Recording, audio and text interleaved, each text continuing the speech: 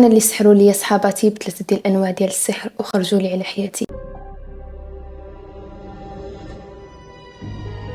سميتي ايمان والعمر ديالي 25 عام. كنعيش في واحد المدينه صغيره، والديا ما فحالهمش، يعني نقدروا نقولوا اننا فقراء. انا الوحيده اللي عند والديا وكنت انا الامل ديالهم الوحيد من صغري، وانا معروف عليا انه انا قرايه، وكان الهدف ديالي الوحيد انه نبدل الوضعيه ديال والديا، حيت عارفه انا اللي عندهم وانه ما يقدر حتى شي واحد يبدل لنا الوضعيه الا الله سبحانه وتعالى. عشنا في مدينه صغيره، عشنا الفقر، عشنا بزاف ديال الحاجات اللي كانوا صعابين. ومن صغري وانا كنقرا وكنت كنجيب نقاط اللي زوينين بزاف، وكنت تقريبا كل عام كنجي انا الاولى ديال القسم. وصلت السن ديال 18 عام وهنا خديت الباك ديالي، ومن بين بزاف ديال التوجهات كنت ضايعه، ولكن قررت في الاخر ندير التعليم. مشيت قريت تعليم، وكما عارفين انه بعد ما كتخرج كيكون ضروري انه باش تمشي تقري خاصك دير ستاج. فهنا غادي خرج لي ستاج في واحد القريه اللي بعيده على المدينه ديالي، وكما قلت لكم انا في مدينه صغيره وهاد الباديه كانت بعيده، ولكن قلت ضروري غادي نمشي ندير ستاج باش اخيرا غادي يجي الحمد لله ونخدم ونخرج والديا من هاد الوضعيه. وصلت 6 شهور ديال ستاج، هزيت حوايجي ومشيت لداك الدوار، وصلني با الله يذكرو بالخير، ومشيت نتما وغادي نجبر اساتذه اللي كانوا تما كيعلمونا، وكذلك جبرت 3 ديال البنات اللي حتى هما في حالي جاو يستاجيو باش موراها نمشيو نخدموا ان شاء الله. دا الشهر الاولاني مزيان، بنات كيعاملوني مزيان، وخصوصا واحد البنت اللي تما اللي ما نذكرش اسمها اللي رجعت كتعاملني فحال صاحبتها، وتقربنا انا وياها بزاف. كنا ساكنين في واحد البلاصه تما اللي كتكون مجانيه ديال الناس اللي كيجيو ويستاجيو. كان واحد البيت اللي فيه 2 ديال البنات، وكان بيت اللي فيه انا، وبيت اخر كاين هاد البنت اللي صاحبتي بزاف، كنا مفارقين وعندنا نفس الكوزينه نفس الطواليت. المهم البيوت فيه كنعسو كل واحد وبيته، كما قلت لكم 2 بنات اخرين عندهم نفس البيت. هنا بدات كدوز الامور مزيان، الشهر الاولاني داز مزيان، الشهر الثاني كما قلت لكم تعرفت على هاد البنت وفرحت بزاف، حيت انا ما كانش عندي صحابات بزاف، خصوصا انه تعرفت على بنت اللي في نفس الدومين ديالي. فالشهر الثاني داز مزيان حتى الشهر الرابع اللي كان باقي لي شهرين باش نتخرج ونمشي. فهنا كما قلت لكم صاحبتي كانت كتعاملني مزيان، البنات الاخرين ما عندي معاهم حتى مشكل. فملي وصلت الشهر الرابع بديت كنحس راسي انه انا ماشي نورمال، بديت كنمرض بزاف لدرجه رجعت كنسخاف كنطيح، ومي كنطيح كنتعوج، وهذا الشيء عمري انا ما كنت كنعاني منه، كانت الصحه ديالي مزيان. فبديت كل نهار يعني كنفيق كنجبر راسي اسوء لدرجه انه ملي رجعت كنتقيا حاشاكم، بعض المرات كنتقيا الدم، بعض المرات كنتقيا الكحوليه، ما بقيت فاهمه راسي حتى شي حاجه، ولكن كنقول صافي هذا يمرض، باقي لي شهرين موراها نتخرج نمشي للطبيب ونشوف راسي مالي، حيت كما قلت لكم انا كنت باديه اللي بعيده. حتى واحد النهار اللي غادي نطيح فيه وغادي نتعوج كامله وما بقى نحس حتى شي حاجه، غادي يتجمعوا الاساتذه اللي تما وغادي يبقاو في حيره كيفاش هاد البنت اصلا يعني مزيانه وستاج ديالها غادا مزيان، ولكن يحسوا تما بشي حاجه. وكما قلت لكم وانا طايحه وما كنحس حتى شي حاجه، يدي تعوجات، عنقي تعوج، ما بقيت حاسه حتى شي حاجه. هزوني تما الطبيب، بقيت تما في الطبيب ما فهموا حتى شي حاجه، حاولوا يفحصوني ما خلاو ما داروا ما فهموا حتى شي حاجه، قالوا وقيلا شي سبب نفسي.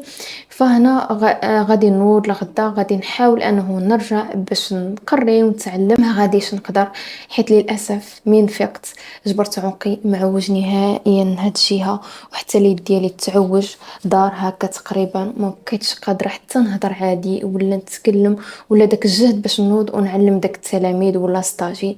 فانا للاسف غادي نستسلم وغادي يرجعوني دارنا، وغادي نجلس في واحد البيت تما يحاولوا يعالجوني، غنبقى نمشي عند هاد الطبيب وعند هاد الطبيب وحتى شي طبيب ما يلقى لي الحل، وكاملين كيقولوا دير هاد التحليله زيد هادي، وانا عييت.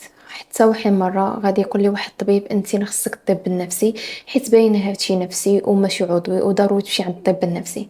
فانا غادي يديوني والديا طبيب نفسي، وانا قلت لكم انه اصلا والديا مساكن كانوا فقراء وما قادرينش على هادشي، وانا كنت الامل ديالهم، ودابا هما اللي مساكن كيضربوا معايا تماره. فهنا غادي يديوني الطب النفسي، من الطب النفسي الاولاني ما جبرليش العلاج، الطب النفسي الثاني ما لقاش، حتى غادي نمشي عند واحد الطبيبه نفسانيه واللي تقول لي بصراحه العباره بنتي، حنا ما قادرينش نجبروا لك المشكل ديالك، وهذا المشكل ضروري انك تمشي عند شي راقي، حيت كيبان لي هذا الشيء حنا ما فيدنا ما نديرو لك. هنا غادي نفتشو انا والدي على شي راقي، غادي يديوني لهذا الراقي، وكما كنقول لكم حالتي باقي وجهي عوج ويدي طايع عليا، وهذا الشيء كان تقريبا داز عليه شهر وانا من طبيب لطبيب. انا غادي نمشي للراقي وتوقع واحد الحاجه اللي عمري توقعت انها كاينه. وانا جالسه عند الراقي كنستنى النوبه ديالي، غادي يدخلوا قبل مني واحد جوج البنات اللي كانوا مساكن هما كيعانيو. تخيلوا معايا وهو كيرقي داك البنات، غادي نبدا نسمع صوت داك البنات وهما كيهضروا، وغادي نسمع شكون اللي داير لهم السحر وكيفاش داروا لهم السحر، وغادي نسمع كل شيء بحال انه شي واحد كيهضر معايا في ودني.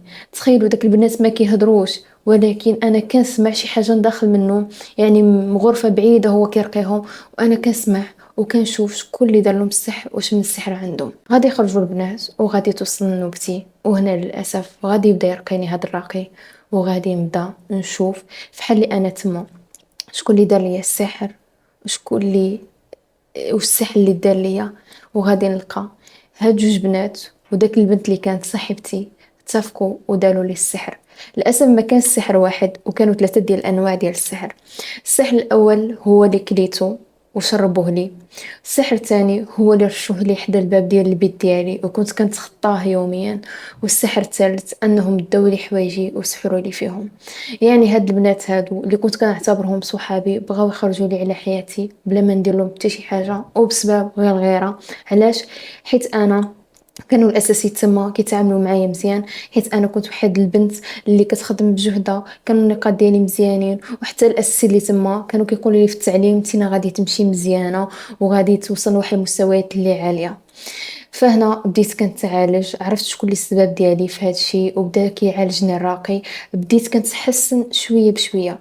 لكن للاسف يقول لي الراقي هنا انه انتينا بنتي السحر ديالك ما عرفتش شنو هو، وغادي وكيتجدد لراسو، كيحاول انه يفكو، كيحاول انه يعالجني، وهكاك باقي شي حاجه كنعاني تعالج وكترجعني انه في هذاك الشيء كيتجدد. حيت قال لي للاسف داروا ثلاثه ديال السحر، وكما قلت لكم قبل ما يقول لي انا ملي كان كيرقيني كنت كنشوف كل شيء بعيني بحال اللي كيديروا داك الشيء حدايا. فغادي نبقى نتعالج عند هذا الراقي، ولحد الان وانا كنعاود لكم هذا الشيء باقي الاثار ديال ديك السحر فيا انا. وكما قلت لكم باقي ملي كنشوف شي حاله ولا كنشوف شي مس في الزنقه ولا كتوقع شي حاله خايبه، عنقي كيبدا يتعوج شويه، يدي كيبدا يتعوج، رجعت كنطيح تقريبا بشكل يومي، وهكا كنشوف تحسن الحمد لله. حيت في الاول ما كنتش كنقدر نتحرك، ولكن دابا بشويه بشويه. الحاجه الوحيده اللي بغيت هي انه نمشي عند هاد البنات ونقول لهم شنو درت لكم، علاش درتوا لي هاد الشيء كامل.